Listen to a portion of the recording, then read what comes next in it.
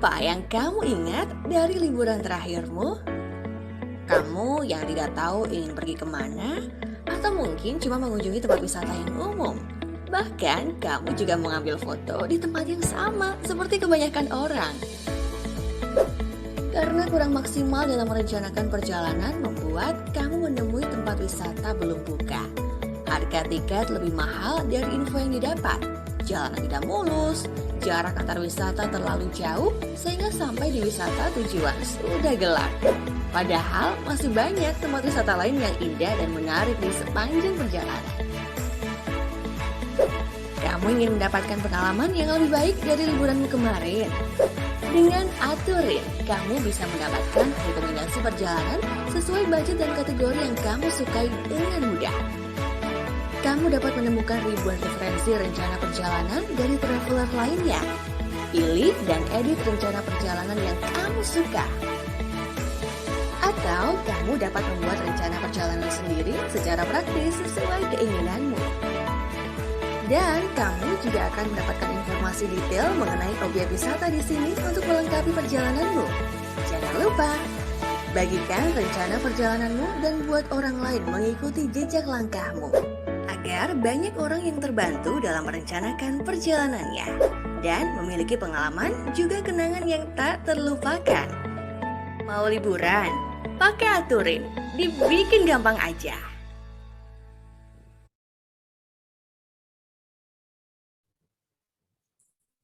Assalamualaikum warahmatullahi wabarakatuh. Selamat malam, salam sejahtera bagi kita semuanya. Shalom, Om Swastiastu, Namo Buddhaya. Salam kebajikan. Halo Sobat Aturin juga wisatawan virtual semua. Bagaimana kabarnya? Saya harap baik dan sehat selalu ya. Perkenalkan, saya Foni dan rekan saya Mas Oka yang akan menjadi host untuk acara virtual tour kali ini. Kembali lagi di acara virtual traveling bersama Aturin. Kali ini dengan tema virtual traveling wisata sejarah Gorontalo. Virtual traveling kali ini sangat spesial karena Aturin bekerja sama di wisata Gorontalo yang merupakan alumni pelatihan virtual tour program Localized SDGs. Nah, pada malam ini kita akan dipandu oleh Kak Flora yang merupakan salah seorang pegiat pariwisata Gorontalo. Nah, kalau gitu saya mau sapa dulu nih Kak Floranya. Halo, selamat malam. Halo Kak Foni. Bagaimana kabarnya Kak? Alhamdulillah baik. Gimana kabarnya Kak Foni? Saya juga baik nih kabarnya. Kak Flora, kalau boleh tahu belakangan ini lagi sibuk ngapain nih Kak? Kalau sekarang kan lagi pandemi kan, sebenarnya kerjaan saya tuh di bidang pariwisata, cuma karena jarang ada tamu, makanya sekarang lagi usaha desain grafis Kak. Oh gitu, oh keren desain grafis, wah keren banget. Kak Flora sendiri kalau di Gorontalo itu tinggal di daerah mana sih? Kalau saya tinggalnya di kotanya Kak. Oh di kotanya. Kalau dari pusat kota tuh sekitaran 10 menitan. Berarti benar-benar di kota gitu deket banget ya? Iya. Oke, baik deh Sobat Aturin wisatawan virtual semua. Sebelum kita mulai ada beberapa hal yang saya sampaikan. Yang pertama, karena kita bergantung dari internet, jadi jika ada gangguan jaringan dan acaranya terputus, jangan khawatir, karena kami akan segera mengirimkan link yang baru kepada Sobat Aturin semua. Dan jika ada pertanyaan, boleh tinggalkan di kolom chat, nanti akan saya sampaikan ke Kak Floranya, dan akan dijawab di sesi-sesi tertentu. Lalu pastikan juga untuk mengikuti acaranya sampai akhir karena kita akan ada sesi foto bersama. Dan juga Sobat Aturin di rumah juga dipersilahkan nih untuk membagikan pengalaman mengikuti acara virtual tour ini. Dan jika ingin update di Instagram jangan lupa tag atau mention di @aturin.official. Oke deh, ini juga ada link di sini. Jika teman-teman ingin berkolaborasi dengan Aturin silahkan untuk mengunjungi situs ini di https. Oke. Di sini bisa dilihat di Aturin Partnership ini. Jadi Aturin sendiri itu sebenarnya adalah perusahaan tour dan travel yang berbasis teknologi dan home base kami adalah di Jakarta Selatan. Oke, boleh Next. Nah, ini adalah Instagramnya Aturin. Ada aturin.official dan live @aturin. Boleh teman-teman untuk di-follow karena akan banyak banget virtual tour lainnya yang sangat menarik dan juga banyak banget fakta-fakta yang keren banget, yang seru banget, yang bisa teman-teman temukan nih di Instagram ini. Oke, boleh next.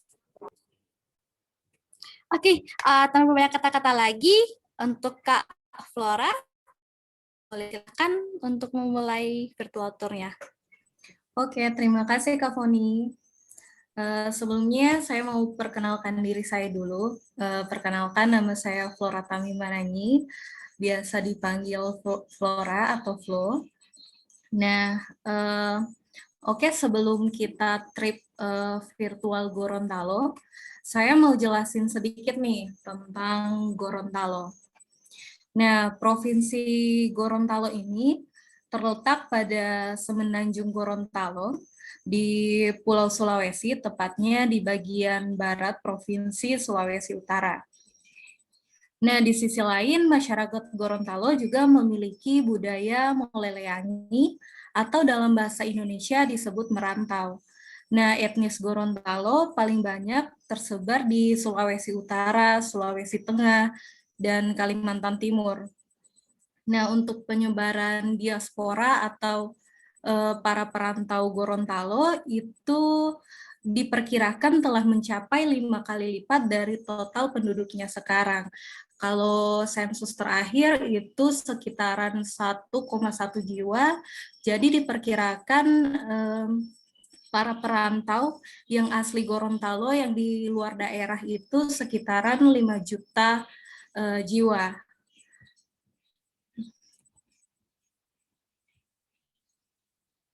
Nah, berdasarkan sejarahnya, Provinsi Gorontalo atau dulunya dikenal dengan istilah Semenanjung Gorontalo ini berasal dari sebuah pulau kecil yang lama-kelamaan air laut yang ada di sekitar pulau itu surut dan akhirnya muncul 3 gunung yang salah satunya adalah Gunung Tilongkabila.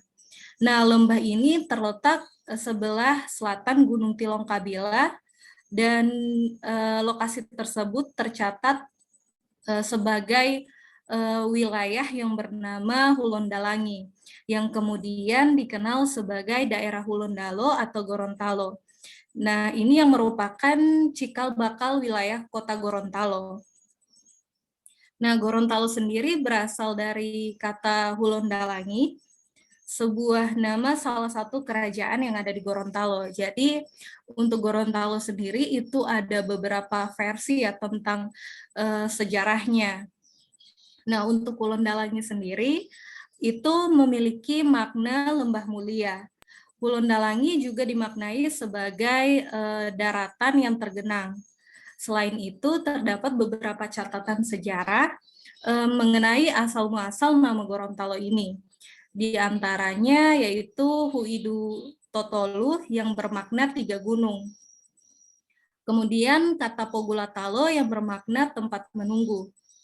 Kata Pogulatalo lambat laun berubah dalam ucapan masyarakat sekitar menjadi Hulatalo.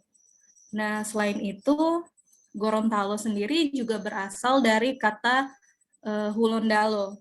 Namun karena kesulitan dalam pengucapan, jadi pada saat itu para penjajah Belanda biasanya menyebut Hulondalo itu menjadi Gorontalo. Makanya lambat laun masyarakat sekitar akhirnya juga menggunakan kata Gorontalo untuk penyebutan dari Hulondalo itu.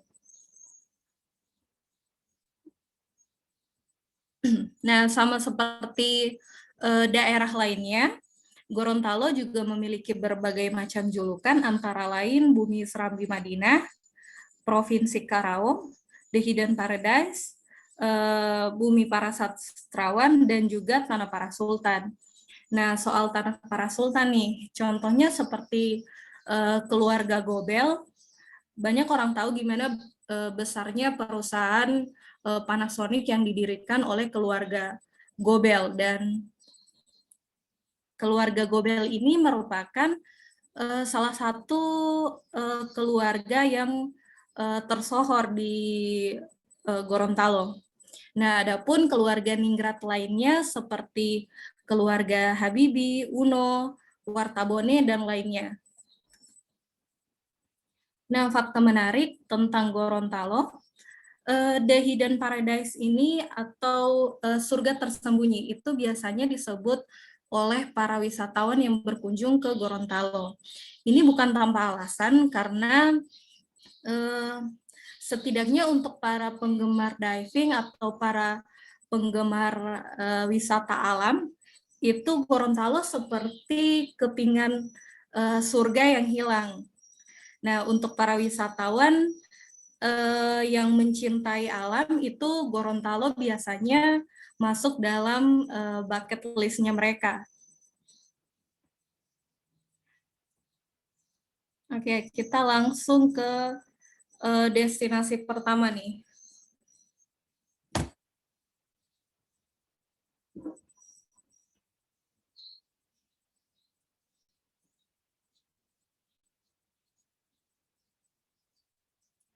Ke kantor pos.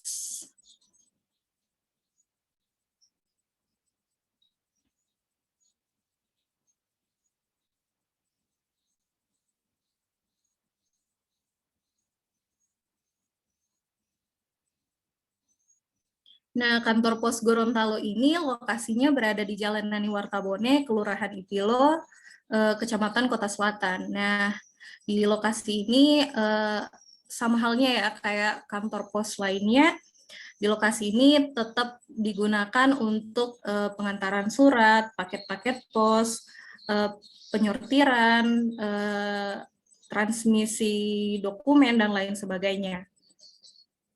Nah, tempat kantor pos ini dinyatakan sebagai bangunan bersejarah dan menjadi salah satu cagar budaya yang ada di Kota Gorontalo.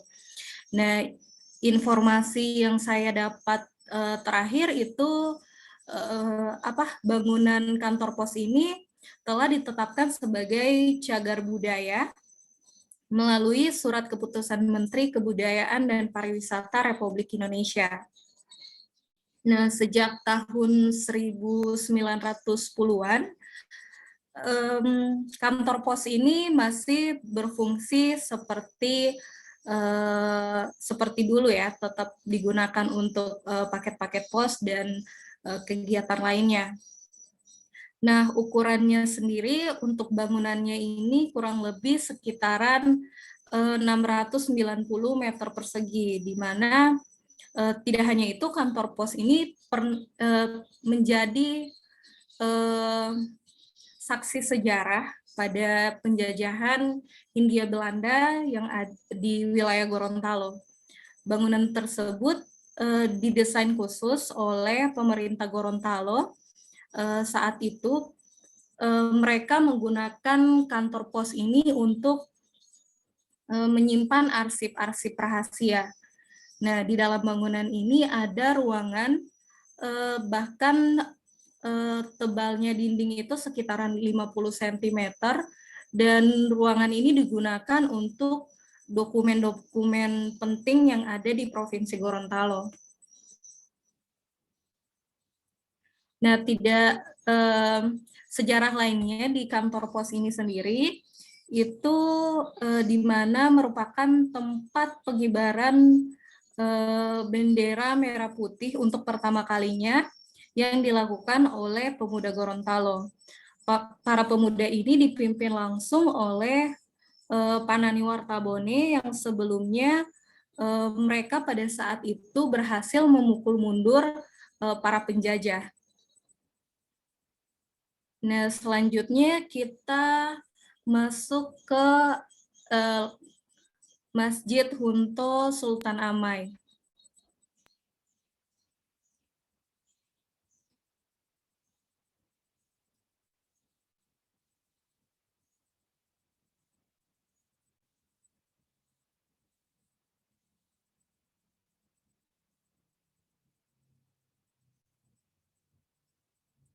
Nah, untuk Masjid Hunto Sultan Amai ini eh, lokasinya itu kurang lebih 5 menit dari kantor pos. Jadi kurang lebih 1 kilo dari kantor pos.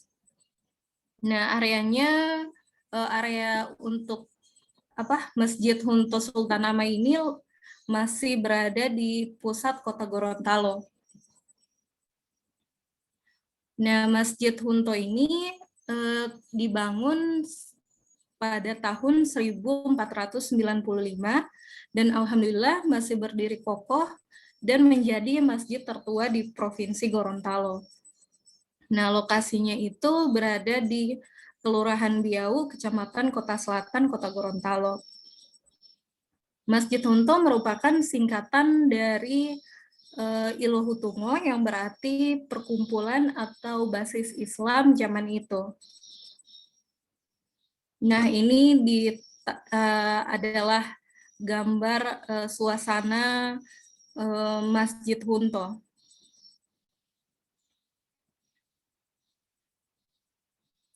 Nah, tentang sejarah Masjid Hunto nih, dulunya Gorontalo itu dipimpin oleh Raja Sultan Amai. Nah, beliau ini dulunya menganut animisme dan seluruh rakyatnya pun pada saat itu mengikuti paham tersebut.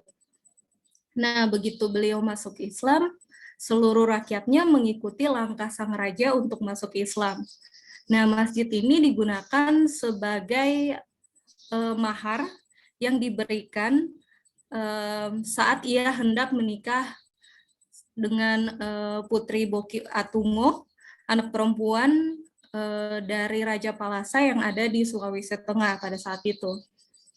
Nah, di Gorontalo sendiri kala itu belum ada sama sekali masjid yang berdiri.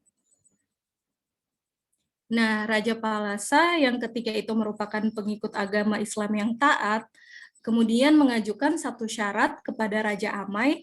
Jika disepakati, maka Raja Palasa merestui anaknya ini dinikahi oleh Raja Amai. Nah, satu syarat yang diajukan yaitu Raja Amai ini harus masuk Islam dengan bukti Raja Amai ini harus mendirikan masjid. Nah, permintaan itu akhirnya dipenuhi oleh Raja Amai. Dengan rakyatnya akhirnya beliau membangun masjid pada saat itu ukurannya tidak sebesar ini. Jadi ukuran pertamanya itu hanya 12 kali 12 meter persegi. Nah, begitu masjid dibangun pada saat itu, akhirnya lamaran tersebut direstui oleh Raja Palasa. Nah, sebelum pernikahan digelar, Raja Amai mengumpulkan seluruh rakyatnya, dan Raja Amai dengan terang-terangan mengatakan ke rakyatnya bahwa beliau telah memeluk agama Islam. Raja Amai ini akhirnya meminta seluruh pengikutnya untuk menggelar pesta yang sangat meriah pada saat itu, dan pada pesta tersebut Raja Amai meminta kepada rakyatnya untuk menyembelih babi disertai dengan pelaksanaan sumpah adat. Nah, tepat di halaman masjid yang kala itu masih baru saja dibangun, pesta dan sumpah adat dengan hidangan babi ini akhirnya digelar. Darah babi ini dijadikan simbol sumpah adat yang diteteskan di dahi dengan isi sumpah bahwa pada hari tersebut merupakan hari terakhir rakyatnya untuk memakan babi. Nah, usai prosesi sumpah adat, Raja Amai kemudian meminta rakyatnya untuk masuk Islam dengan membaca 2 kalimat syahadat. Nah, pernikahan Raja Amai ini tidak diselenggarakan di Gorontalo, tapi diselenggarakan di Moutong. Nah, ini adalah tampilan gambar masjid dulunya sampai sekarang. Jadi ada beberapa renovasi hampir setiap berapa puluh tahun itu ada renovasi di Masjid Honto ini. Nah, kisah menarik lainnya seputar masjid ini, di bagian kiri dari masjid ini terdapat sumur tua, dan lokasinya itu berada di bagian kiri, tepatnya di sekitaran tempat untuk wudhu. Nah, sumur ini bahkan telah digunakan dari dulu sampai sekarang. Kan Gorontalo ini dulunya pernah mengalami kekeringan yang sangat panjang, tapi setelah saya tahu informasi dari masyarakat sekitar, ternyata meskipun Gorontalo sering dilanda kemarau panjang, tapi kondisi air yang ada di sumur tua ini tetap terus terus melimpah dan sangat jernih.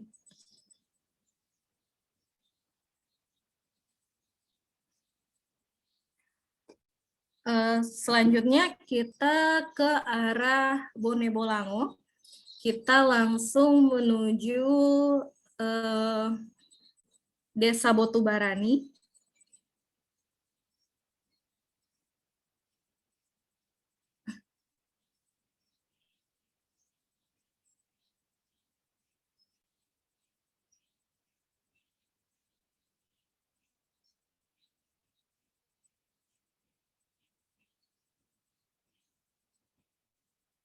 Nah, Desa Botubarani ini merupakan spot wajib nih kalau misalnya Bapak Ibu semua yang ada di sini ini ketika berkunjung ke Provinsi Gorontalo tuh jadi sebuah kewajiban buat datang ke Desa Botubarani. Nah, lokasi Desa Botubarani ini berada di Kecamatan Kabilabone, Kabupaten Bone Bolango. Nah, untuk para wisatawan sendiri, ini bisa melihat langsung hiu paus dengan menggunakan perahu-perahu yang ada di sini ya. Jadi ini perahu yang digunakan ketika melihat hiu paus. Nah, para wisatawan pun bisa snorkeling ataupun diving di lokasi ini. Jadi ini pada saat kita lihat hiu pausnya dari atas perahu.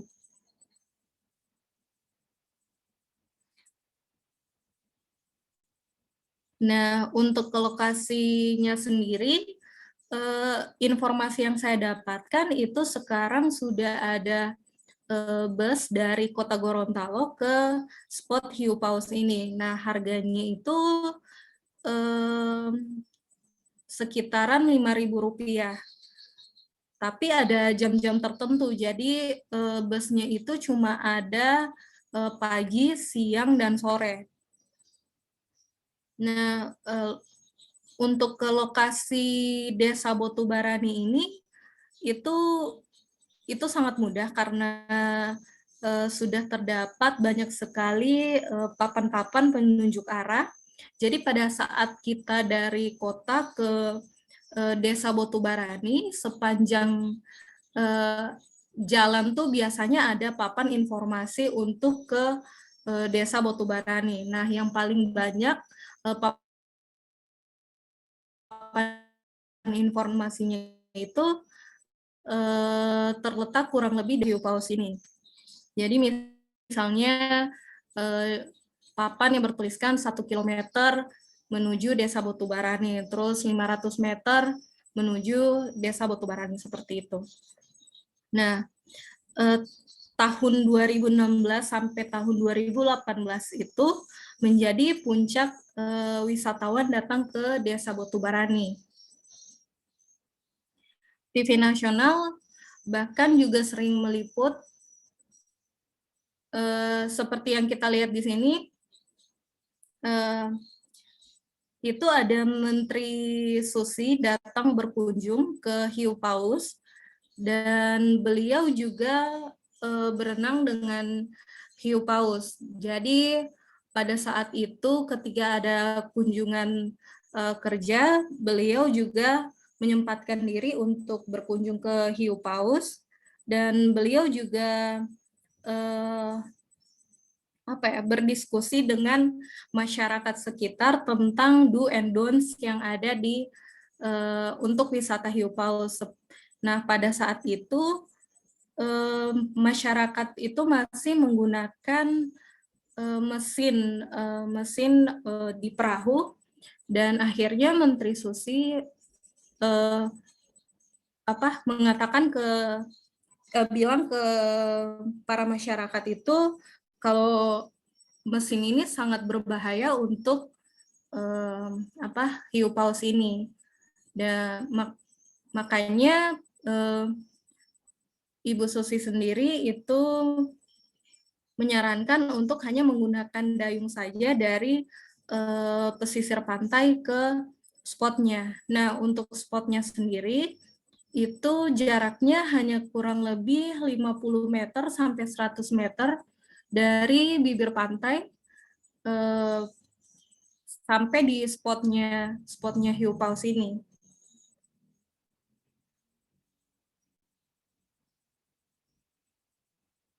Nah, selanjutnya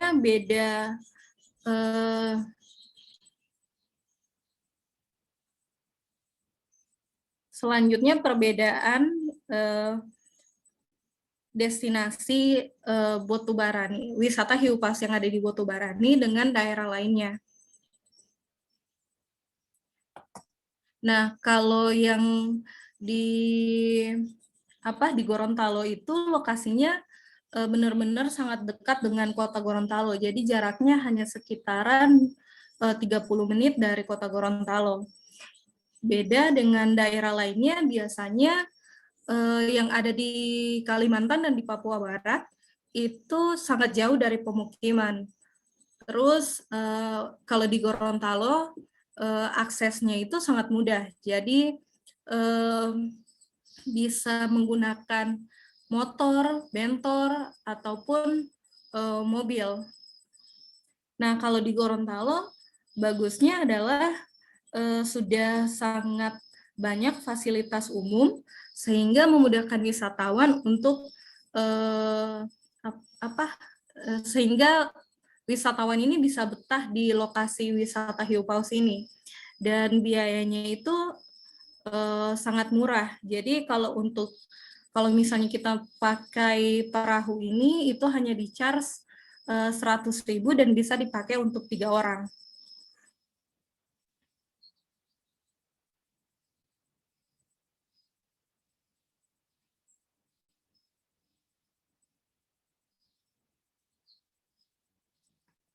Oke.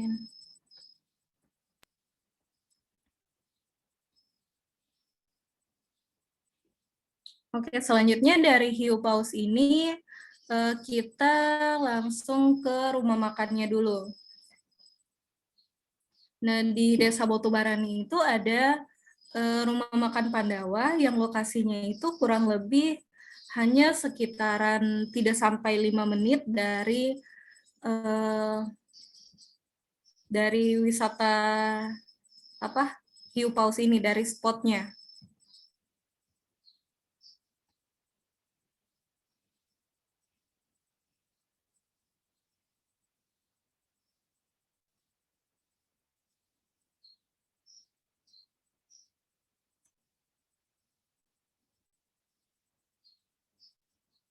Nah, di rumah makan Pandawa ini mereka biasanya menghidangkan seafood. Jadi yang paling saya suka ketika berkunjung ke rumah makan Pandawa itu adalah makanannya itu yang masih fresh, karena mereka sendiri itu langsung membelinya dari para nelayan yang baru pulang dari melaut. Nah, untuk harganya sendiri itu kurang lebih 40.000 sampai 100.000 rupiah tergantung ukuran ikannya. Jadi yang paling rekomen di rumah makan itu dada tuna bakar sama sate tunanya. Nah, ini gambar tuna bakar sama sambal dabu-dabu. Oke, next.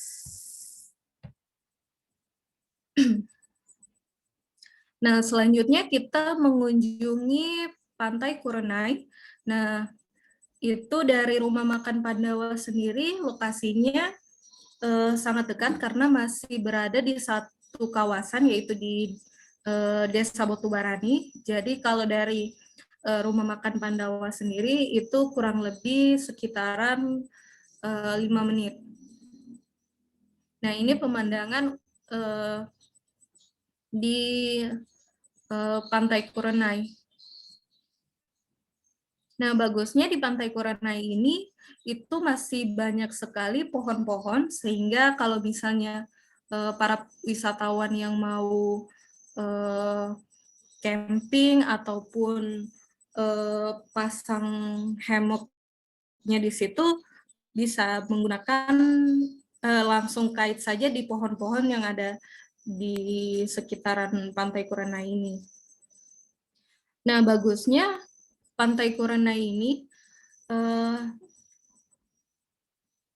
ini lokasinya hanya sekitaran 20-30 menit saja dari pusat kota. Nah, bedanya sama pantai-pantai yang ada di Bone Bolango atau bagian selatan Gorontalo, itu kalau di Pantai Kurenai pasirnya itu masih pasir putih, berbeda dengan di bagian pantai yang ada di Bone Bolango lainnya itu biasanya batu karang. Jadi ini kita bisa lihat pantai pasir putihnya dari atas. Ini tampilan dari salah satu drone ya.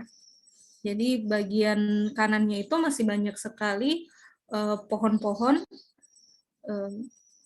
Cuma bedanya kalau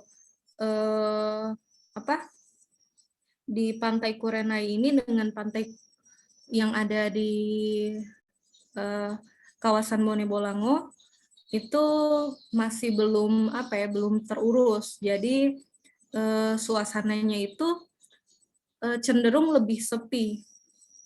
Nah, makanya biasanya pantai ini kelihatan seperti pantai pribadi.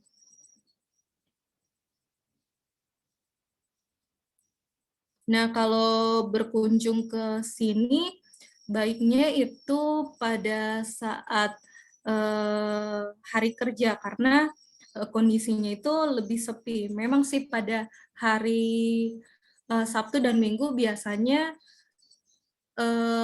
tidak sebanyak pantai-pantai yang lainnya yang ada di Bone Bolango itu, tapi biasanya dari pagi sampai sekitaran jam 12 itu sangat rame lah di kawasan Pantai Kurenai ini. Nah, Pantai Kurenai ini sebelumnya bukan tempat wisata, tapi waktu itu ada perusahaan Kurenai itu mereka punya pabrik ikan di lokasi ini. Terus karena bangkrut, akhirnya mereka pemerintah Gorontalo langsung mengambil alih lokasi ini. Nah, di lokasi ini paling bagus untuk lihat sunset. Jadi sunsetnya itu benar-benar terlihat dari lokasi Pantai Kurenai ini.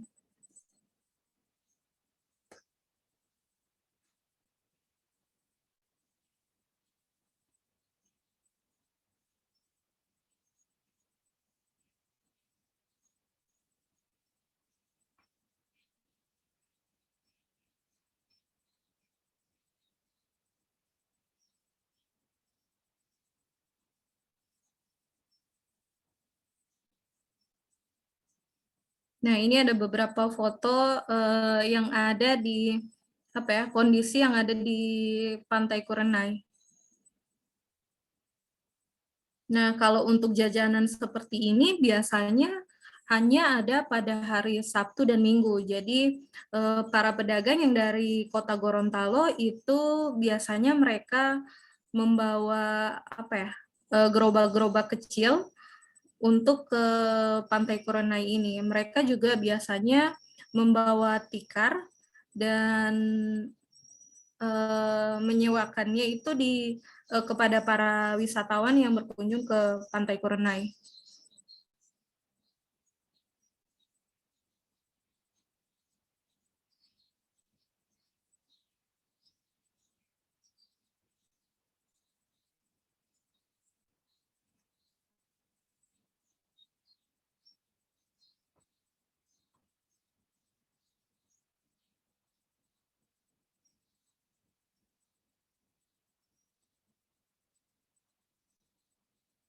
Yang masih kurang dari Pantai Kurenai ini, di lokasi ini masih belum ada fasilitas-fasilitas umum ya, sama seperti kayak pantai-pantai yang lainnya. Di sini belum ada toilet, terus kamar ganti, dan lain sebagainya.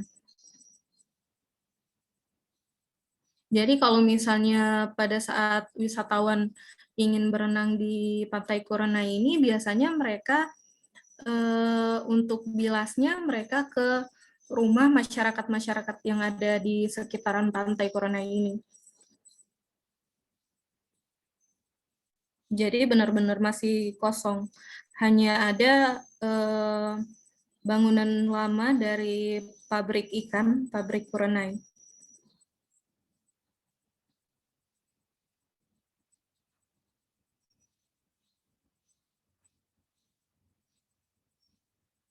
Oke, selanjutnya kita langsung menuju ke arah kota.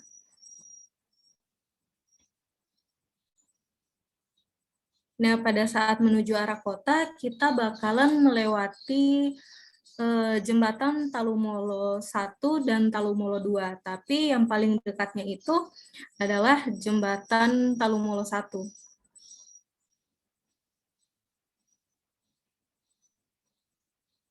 Nah, untuk jembatan Talumolo 1 ini biasanya sering dikunjungi ketika sore sampai malam hari. Jadi biasanya masyarakat lokal ataupun wisatawan biasanya melihat sunset dari jembatan Talumolo ini.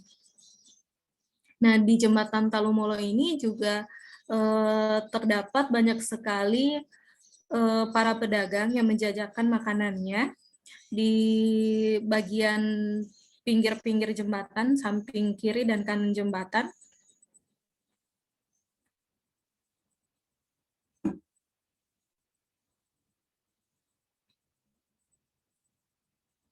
Nah, di jembatan Talumolo biasanya mulai dari sore hari itu sudah banyak para pedagang yang berjualan. Jadi mereka biasanya mulai dari jualan kue-kue tradisional dan makanan-makanan nasional seperti kayak gado-gado, bakso, dan lain sebagainya.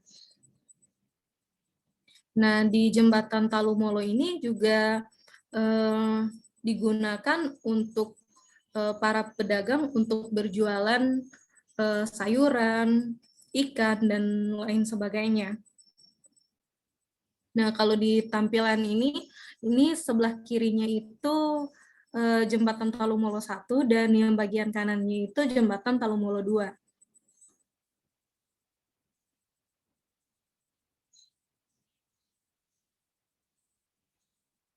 Nah, kalau untuk jembatan Talumolo 1 sendiri, itu jembatannya sudah ada sejak zaman Hindia Belanda dulu, tapi kondisinya sangat berbeda dengan zaman dulu. Jadi, kalau zaman dulu kan masih papan dan bambu. Kalau sekarang itu lebih modern lagi dengan tiang-tiang baja.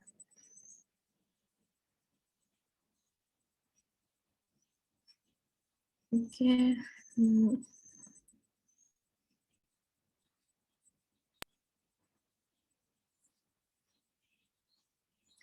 Selanjutnya kita langsung menuju ke rumah makan Titi.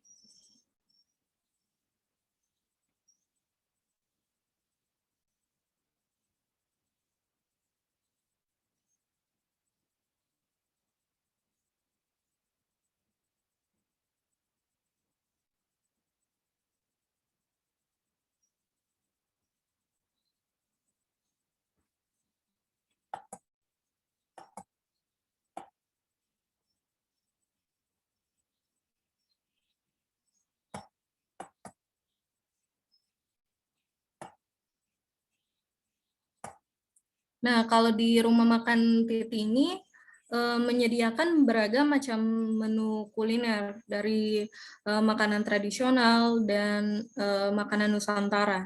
Nah, makanan yang sering dipesan biasanya oleh para wisatawan itu ataupun masyarakat sekitar itu biasanya milu siram yang merupakan makanan khas Gorontalo.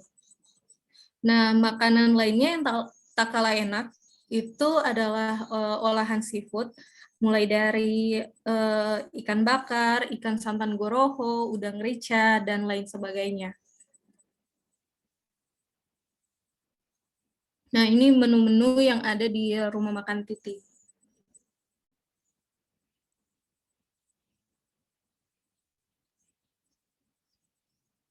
Nah, kenapa sih wajib mengunjungi rumah makan Titi? Nah, karena rumah makan ini itu diurus langsung oleh Kak Titi. Beliau sering mengikuti beragam perlombaan kuliner, mulai dari lokal dan nasional. Bahkan beliau sendiri pernah memenangkan lomba kuliner di Istana Negara. Jadi ini ada foto ketika beliau ada di Istana Negara. Ini coba next ke slide selanjutnya. Nah, ini pada saat di Istana Negara, beliau itu akhirnya memenangkan perlombaan tersebut.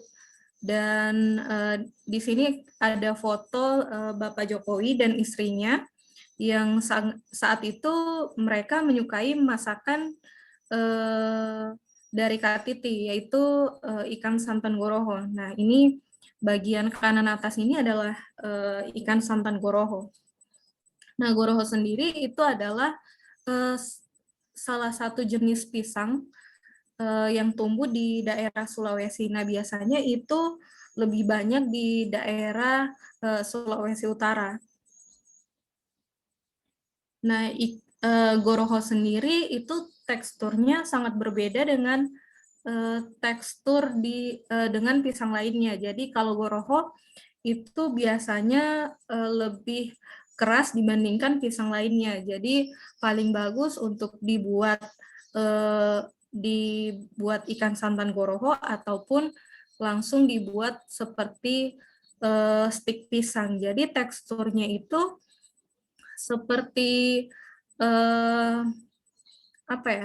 kentang goreng yang ada di McD atau KFC. Oke, selanjutnya kita langsung menuju Monumen Nani Wartabone.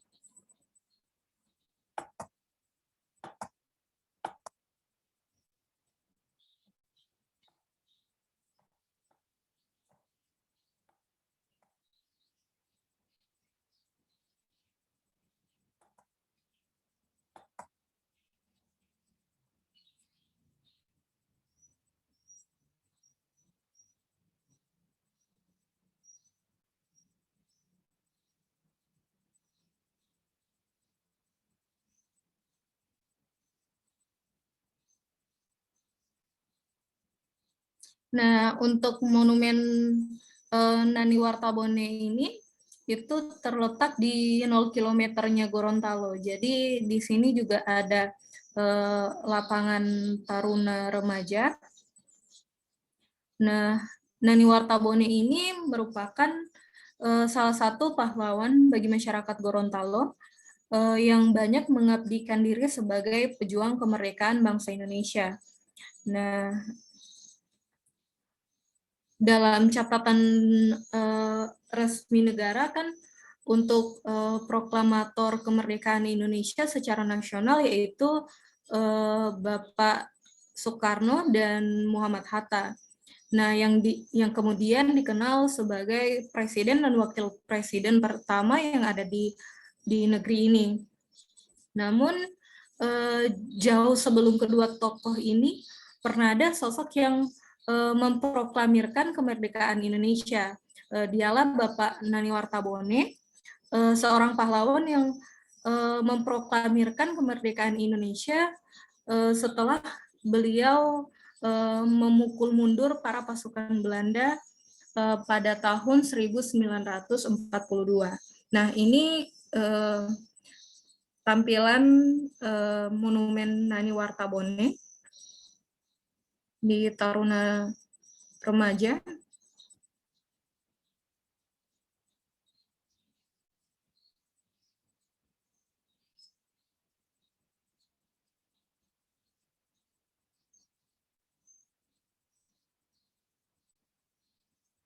Nah, sejarah singkat tentang Pak Nani Wartabone. Bapak Nani Wartabone ini lahir pada tanggal 30 Januari 1907 dan tumbuh dalam lingkungan keluarga yang cukup berada. Nah, ayahnya adalah Jakaria Wartabone yang bekerja pada pemerintah Belanda, sementara ibunya adalah keturunan bangsawan. Nah, meskipun ayahnya Pak Nani Wartabone ini bekerja untuk pemerintah Belanda, tapi sejak kecil Pak Nani sendiri tidak terlalu suka dengan para pemerintah kolonial pada saat itu. Bahkan Pak Nani ini pernah membebaskan tahanan orang tuanya sendiri. Jadi beliau tidak sampai hati ada masyarakat kecil, rakyat kecil itu ditahan oleh para kolonial waktu itu. Nah, bahkan Pak Nani Wartabone ini beliau tidak betah bersekolah pada saat itu karena pengajar-pengajarnya itu kan kebanyakan berkebangsaan Belanda. Nah, mereka biasanya malah merendahkan bangsa Indonesia, makanya Pak Nani Wartabone sendiri itu tidak begitu suka pada saat para guru yang berkebangsaan Belanda ini pada saat mereka mengajar. Nah, akhirnya Pak Nani Wartabone ini lambat laun menjadi antipati terhadap para pemerintah kolonial pada saat itu.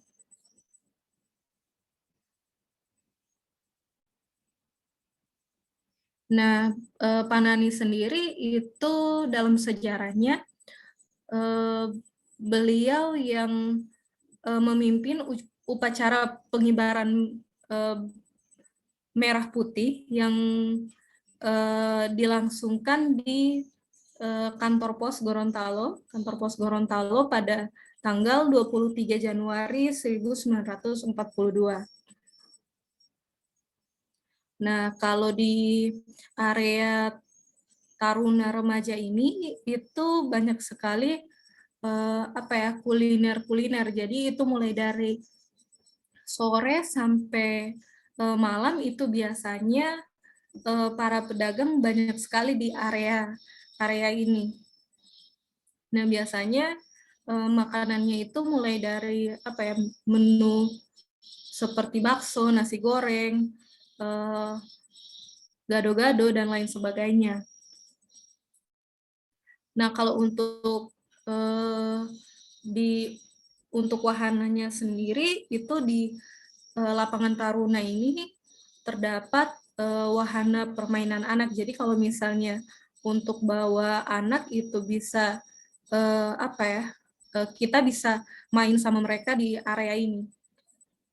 Jadi mulai dari jam habis maghrib, jam 6, biasanya sudah banyak wahana-wahana di sekitaran Taruna ini.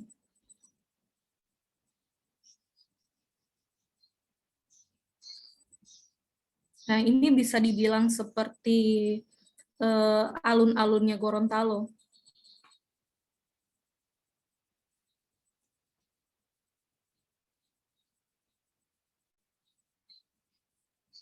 Oke, selanjutnya kita langsung menuju Saraba Murni.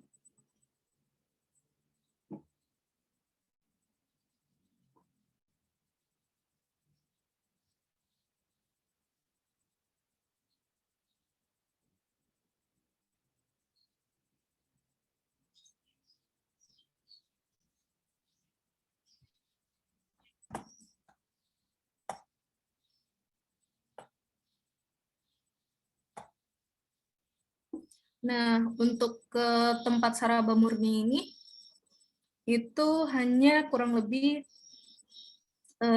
berjarak 5 menit dari lapangan Taruna tadi. Nah, biasanya kalau untuk lokasi tempat Saraba ini biasanya dikunjungi pada saat malam hari. Nah, ini bukan murninya ini bukan artinya pure, tapi murni sendiri ini adalah nama kawasan yang ada di situ, jadi kawasan murni.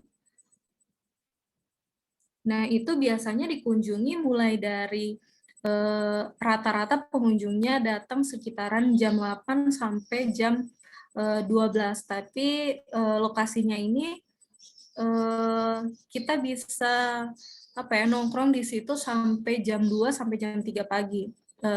Tergantung sebenarnya sama pelayannya sih.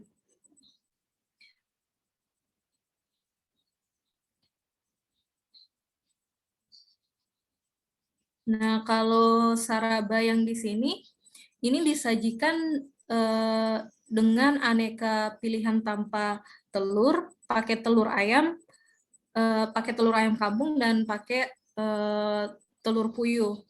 Nah, sebelum dituangkan air rempah Sarabanya itu biasanya pelayannya itu mengocok telur.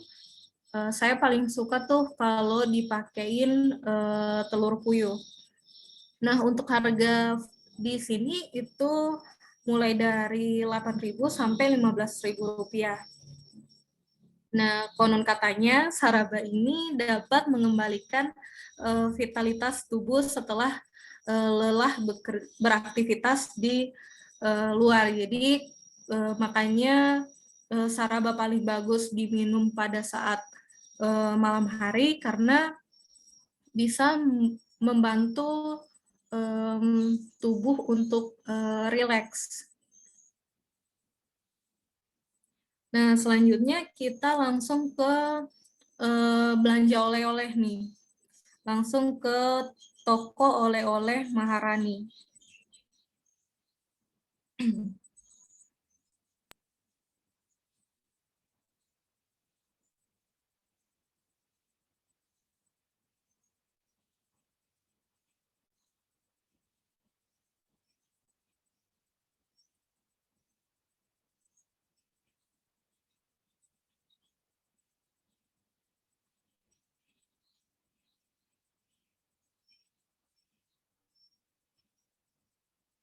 Nah, untuk lokasi toko oleh-oleh Maharani ini itu sangat dekat dengan lokasi Saraba Murni tadi. Jadi tidak sampai 5 menit itu kita bisa sampai langsung di toko oleh-oleh Maharani ini. Nah, toko oleh-oleh ini buka dari pagi sampai malam. Nah, di dalamnya ini juga terdapat tempat ini ada untuk sebenarnya ini untuk adat pernikahannya. Jadi para wisatawan ketika berkunjung ke toko oleh-oleh Maharani ini mereka bisa berfoto di tempat ini.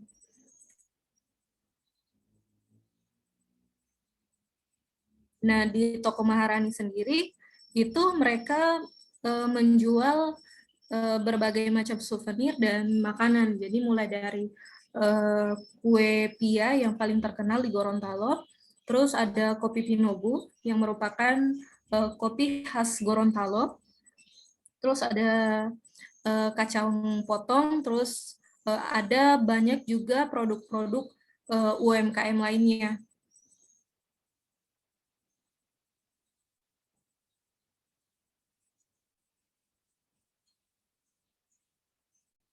Oke, selanjutnya kita menuju hari kedua nih, Mas. Pada saat kita mau balik ke bandara, biasanya kita lewat di daerah Benteng Otanaha. Jadi pada saat sebelum balik, kita biasanya singgah dulu di Benteng Otanaha.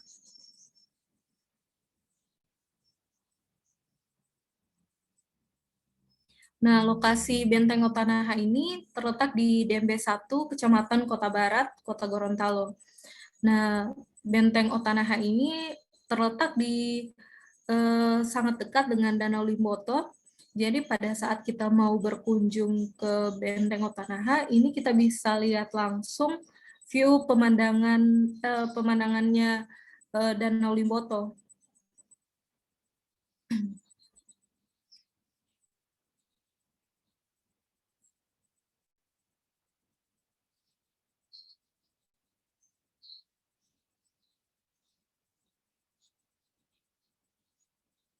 Nah, ini Benteng Otanahanya.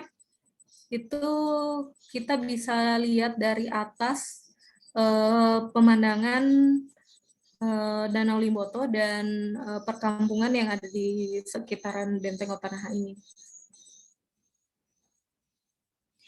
Nah, untuk Benteng Otanaha sendiri itu biasanya para wisatawan berkunjung ke sini pada saat pagi hari ataupun menjelang malam, biasanya sekitaran jam 6 pagi atau biasanya sekitaran jam 5 sampai jam 6 sore. Nah, di Benteng Otanaha sendiri itu biasanya juga ada para pedagang kecil yang biasanya ada di depan pintu masuk Benteng Otanaha ini.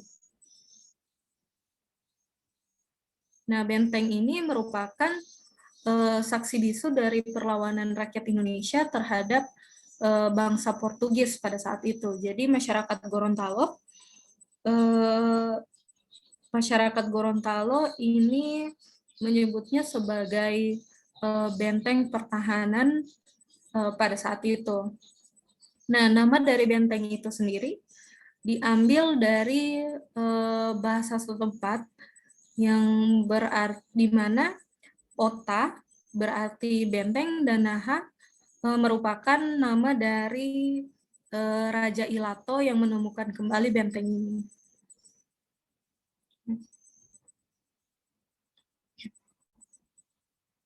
Nah, ini ada foto pemandangan yang ada di sekitaran Benteng Otanaha. Jadi kita bisa lihat langsung pemandangan Danau Limboto.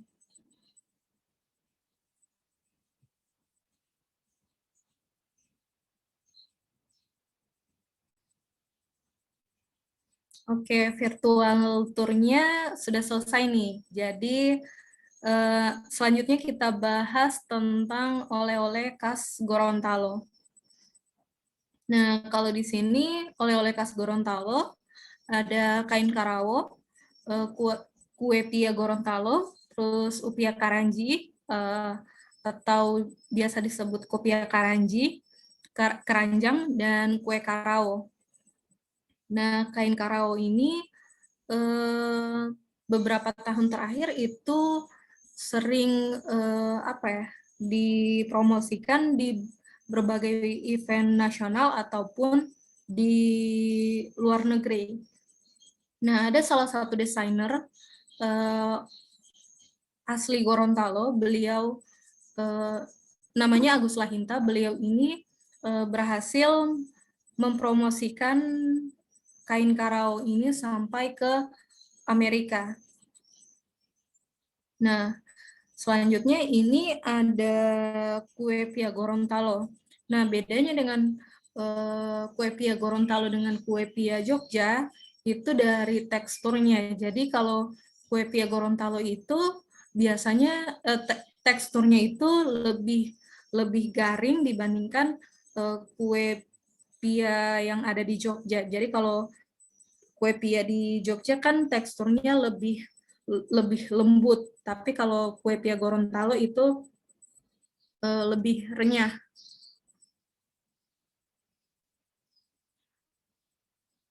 Oke, selanjutnya kita bahas nih tentang transportasi yang ada di Gorontalo.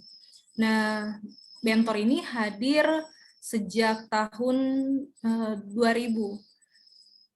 Dan Bentor ini merupakan hasil inovasi dan modifikasi dari bengkel lokal Gorontalo.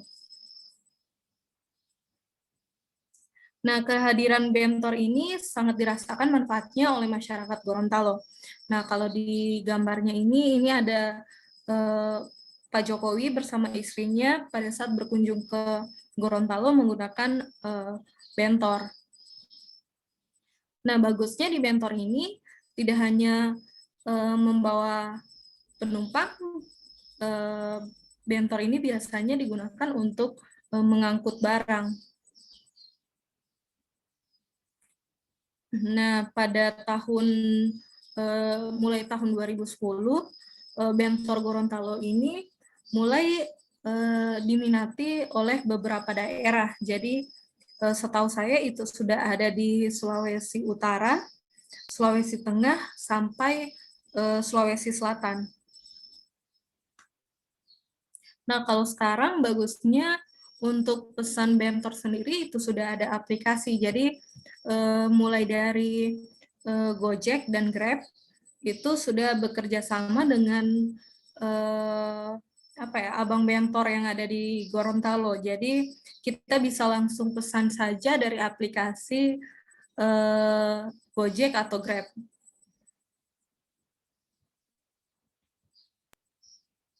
Nah, selanjutnya untuk destinasi unggulan lainnya yang ada di Gorontalo. Jadi di sini ada Pulau Cinta, lokasinya itu ada di Bualemo. Kalau dari kota Gorontalo itu jaraknya kurang lebih 3 jam dari kota. Nah, terus ada Bubohu.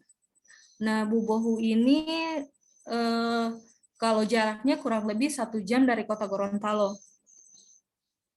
Terus Taman Laut Olele.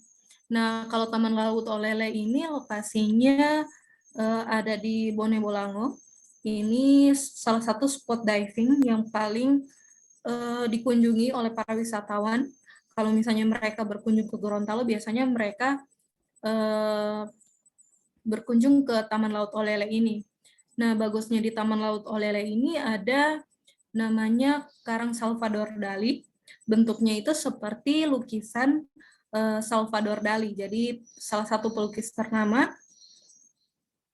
Dan bentuk karang ini sangat persis dengan salah satu lukisan Salvador Dali. Makanya akhirnya disebutlah Karang Salvador Dali. Nah, selanjutnya di sini ada Pulau Saronde. Nah, kalau Pulau Saronde sendiri itu berada di Gorontalo Utara. Nah, jaraknya kurang lebih dari kota sekitaran 2 jam, tapi harus naik perahu lagi dari dermaganya itu kurang lebih 30 menit sampai 40 menit dari dermaganya. Oke, terima kasih semuanya sudah jalan-jalan virtual di Gorontalo. Nah, ditunggu kedatangannya langsung di daerah Gorontalo. Terima kasih. Kembali ke Kak Foni. Oke, terima kasih Kak Flora. Keren banget, edukatif banget. Saya juga jadi tahu nih kalau ke Gorontalo mau kemana aja dan beli apa aja untuk oleh-olehnya ya. Oke, Kak Flora, di sini ada pertanyaan dari Kak Johar. Saya bacakan ya Kak ya. Adalah apakah di Gorontalo ada penyewaan sepeda motor bulanan seperti di Jogja atau Bali, terutama untuk wisata yang ingin berlama-lama di sana. Kalau untuk penyewaan sepeda motor itu ada, tapi setahu saya hanya ada di 2 tempat. Jadi ada di Wisma 88 sama di Hotel Melati. Tapi itu kalau misalnya kita nginep di situ, tak. Kalau untuk rental motor yang lain itu setahu saya tidak ada. Untuk per harinya itu di-charge sekitaran 50 sampai 75.000 per hari. Oh, tapi yang khusus nginap di situ gitu? Iya. Oh, oke. Kalau untuk tempat-tempat lain, setahu saya tidak ada. Oke, baik. Kalau rental mobil ada sih banyak. Kalau rental motor, yang setahu saya hanya 2 tempat itu. Oke, baik. Kita masih membahas transportasi. Tadi Kak Flora bahas tentang Bentor ya. Bentor Iya. ada di aplikasi Gojek atau Grab. Nah, saya masih penasaran tuh itu apakah emang ada pilihan mau naik Bentor apa gimana sih? Saya masih penasaran nih. Kan kalau misalnya kita pesen Gojek kan, di situ biasanya ada pilihan motor sama mobil. Nah, kalau di Gorontalo itu ada tambahan 1, jadi ada pilihan bentornya, Kak. Wah, menarik. Nah, kalau untuk tarifnya, kalau motor kan yang paling rendah, kalau mobil yang paling tinggi. Nah, kalau bentor itu ada di tengahnya. Jadi kalau misalnya sekitaran jarak 1 sampai 3 kilo, itu biasanya kalau di Gojek kan patokan harganya 8.000 kalau untuk motor, kalau mobil itu 15.000. Nah, kalau untuk bentor itu biasanya 10.000. Tapi bagusnya menggunakan bentor itu kan kita bisa pakai berdua, jadi bisa sharing cost-nya. Ngerti. Iya, keren. Oh, saya pilihan bentor di aplikasi. Oh, keren. Oke, menarik. Teman-teman, kalau ada yang ingin bertanya, silahkan untuk kirimkan aja di kolom chat ataupun mau bertanya secara langsung, mau resen juga boleh ya. Oh ya, tadi Kak Flora juga sempat mention tentang pantai ya, pantai Kurenai ya, kalau nggak salah ya. Apakah? Itu tadi sempat mention tentang pantai Kurenai. Oh, pantai Kurenai. Oh, Pak Saiful nih. Raisen. Oke, sebentar kita tahan.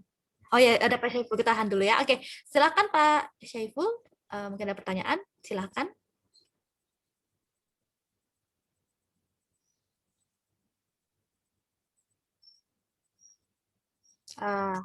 Halo Pak Syaiful.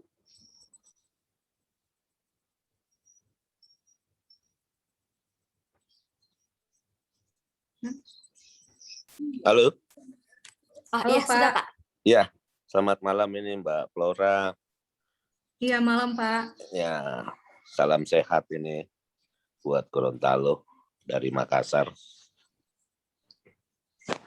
Ya, pertanyaan saya gini, adakah satu tempat, ini kan rata-rata kita ini di Sulawesi Selatan, kebanyakan tamu yang berkunjung dari Asia, seperti Malaysia, Singapura, Thailand, mau minta aja ini, apakah di Gorontalo ada salah satu tempat yang bisa direkomendasi yang berkaitan tentang pola atau metode destinasi pembelajaran. Nah, saya kasih contoh seperti begini. Kemarin saya ada permintaan tamu dari Singapura itu bagaimana cara menanam padi di Indonesia. Nah, tapi dia kepingin yang kepingin seperti alami. Artinya alami ini masih mempergunakan bajak seperti kerbau yang bajak sawah ditanam pakai tangan. Ada nggak tempatnya di Gorontalo itu? Sementara Kalau itu dulu. di Ya. Gorontalo setahu saya, kalau untuk pertanian saya kurang tahu sih Pak. Cuma kalau untuk perikanan ada. Jadi kayak misalnya ada tuh di daerah Telaga, itu jaraknya kurang lebih 10-15 menit dari kota. Nah, di situ ada tempat pelatihan untuk kolam bioflok untuk peternakan lele, nila, sama gurame seperti itu, Pak. Nah, untuk sistemnya itu mereka sudah memakai sistem yang yang modern lah. Jadi menggunakan sistem bioflok. Jadi itu hasilnya berbeda dengan kalau misalnya kita ternak lele sama nila pada umumnya, Pak, seperti itu. Oh iya. Tapi ada tempatnya itu ya? Ada, Pak, di Desa Bulila, Pak. Jadi ya sekitaran 15 menit lah dari kota Gorontalo. Ya, artinya dalam proses pembibitan, hasil Iya, ada panen, jual. dari pembibitan sampai penjualannya, Pak. Sampai bahkan mereka juga mengajarkan teknik promosinya. Oh, iya. Terus kalau dalam proses itu kunjungan makan waktu berapa hari plus pelatihannya itu?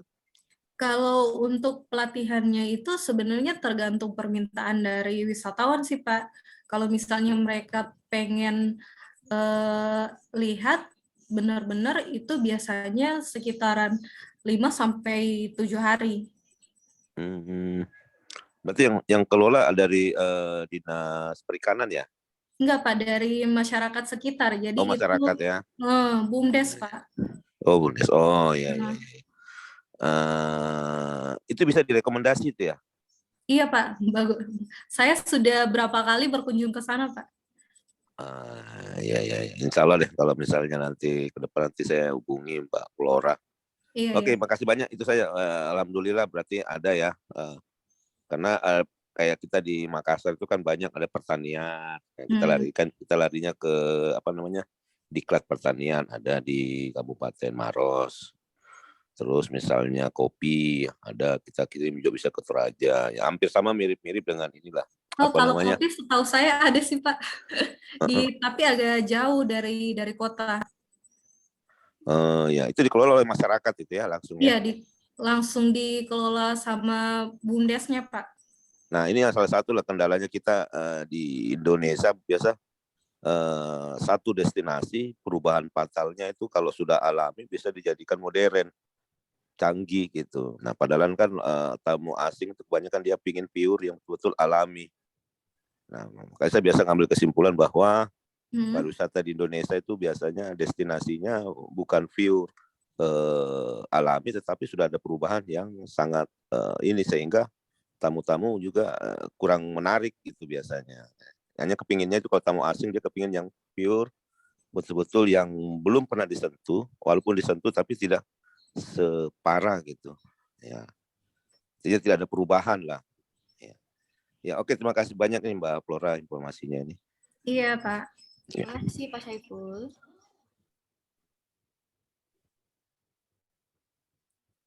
Oke deh. Saya juga ada pertanyaan nih. Saya untuk Kak Flora, saya masih penasaran. Tadi kan sempat mention tentang Pantai Kurenai yang sepi ya.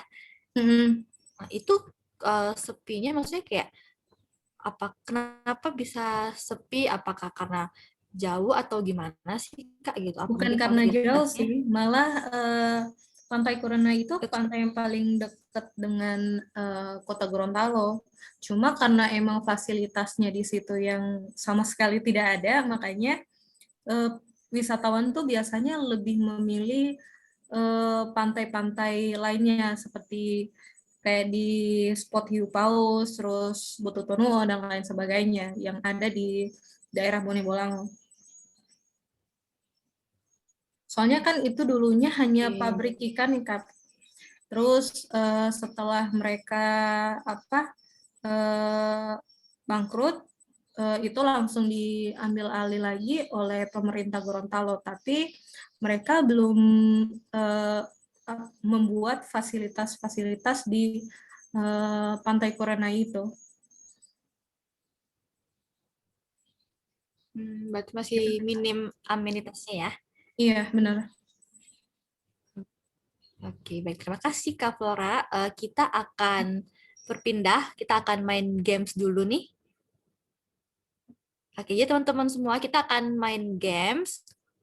Ya, temukan Gorontalomu. Kita akan menggunakan platform quizzes. Nanti akan dibagikan linknya di kolom chat di bawah. Nanti teman-teman silakan klik aja linknya. Mungkin ya sudah ada untuk linknya. Silahkan diklik ya teman-teman. Ini quiz berhadiah. Dan kita akan mengambil satu pemenang dengan yang menjawab pertanyaan dengan paling cepat dan benar. Saya juga bisa ikutan main nih Kak Foni. Boleh. Oke teman-teman yang Oke teman-teman, tapi jangan curang ya Kak Flora. Aman. Nanti teman-teman aman ya. Oke teman-teman yang ikut silakan untuk join dan menggunakan nama asli ya, nama asli, nama lengkap. Atau kan teman-teman ada yang menjadi pemenangnya di sini nanti biar kita gampang untuk kontak untuk mengirimkan hadiahnya.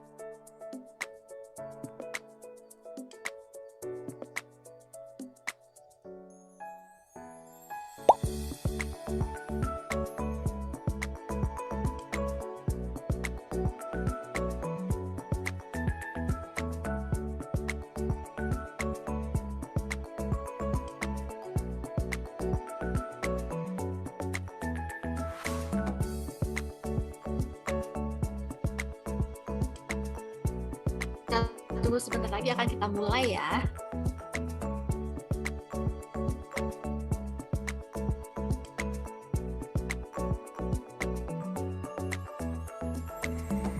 Oke, kita mulai semuanya.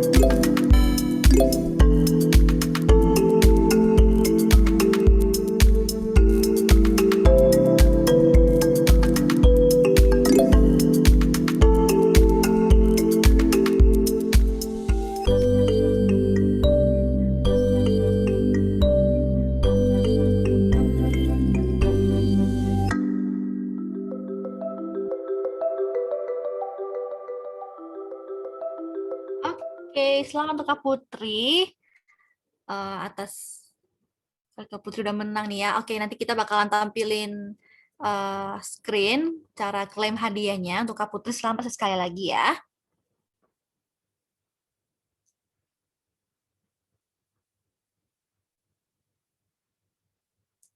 Oke, Kak Putri, ini mungkin bisa di screenshot aja cara untuk klaim hadiahnya. Bisa DM di Instagramnya Aturin ataupun kirim pesan WhatsApp ke nomor yang tertera di situ ya. Oke. Baik deh teman-teman semuanya, nggak terasa Kak Flora udah menemani kita. Jangan lupa juga masih ada Festival Wisata Virtual Destinasi Wisata Berkelanjutan Gorontalo. Oke, masih ada dengan wisata perkotaan Gorontalo yang akan dipandu oleh Kak Nirwanto ya untuk besok 7 malam waktu Indonesia Barat. Oke, ini ada Mas Nur Rashid. Oke, saya akan kembali ke untuk mengutarakan closing statement. Silakan Kak Flora, barangkali ingin banyak teman-teman ataupun harapannya untuk pariwisata di Gorontalo. Apa ya harapan untuk pariwisata Gorontalo ya, saya harap wisata di Gorontalo bangkit lagi ya. Sekarang kan kita lihat kayak Bali tuh sama daerah-daerah lain sudah mulai bangkit lagi. Nah, kita pun dari